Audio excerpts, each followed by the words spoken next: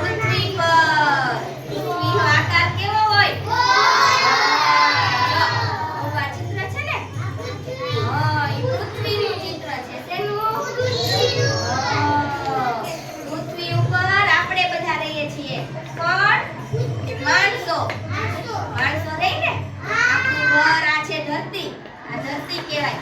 એના ઉપર આપણું ઘર બનાવેલું હોય ને, તો એના ઉપર આપણે ઘરમાં રહીએ ને બધાય. બીજું કોણ કોણ રહે તમને ખબર?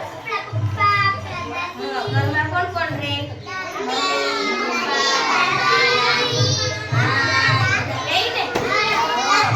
બીજું કોણ રહે ખબર?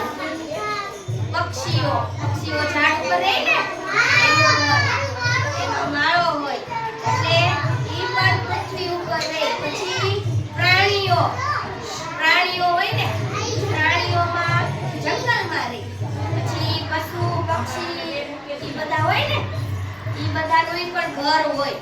ગાયનું ઘર, ઘોડાનું ઘર, હાથીનું ઘર, ભેંસનું ઘર, બધાના ઘર હોય. કૂતરાનું ઘર, બિલાડીનું ઘર. આપણે માણસો બધાય આપણે પૃથ્વી ઉપર રહીએ છીએ. પછી આપણે અત્યારે શું ઉગે? ચાંદા મામા. ચાંદા મામા ઉગે ને? રાતે અત્યારે સૂર્ય ઉગે. શું ઉગે? સૂરજ દાદા. સૂરજ દાદા ઉગે ને? પછી રાત્રે ચાંદા મામા ત્યારે બીજું શું હોય? તારા. તારા હોય ને? તારા પણ ચાંદા મામા ત્યારે રાત્રે ઉગે. પછી બીજું શું હોય આકાશમાં? હે? બીજું શું ચાલે આકાશમાં? પ્લેન. પ્લેન પણ ચાલે ને? એવું બધું આવે ને? આ બધા પક્ષીઓ આકાશમાં ઉડતા હોય.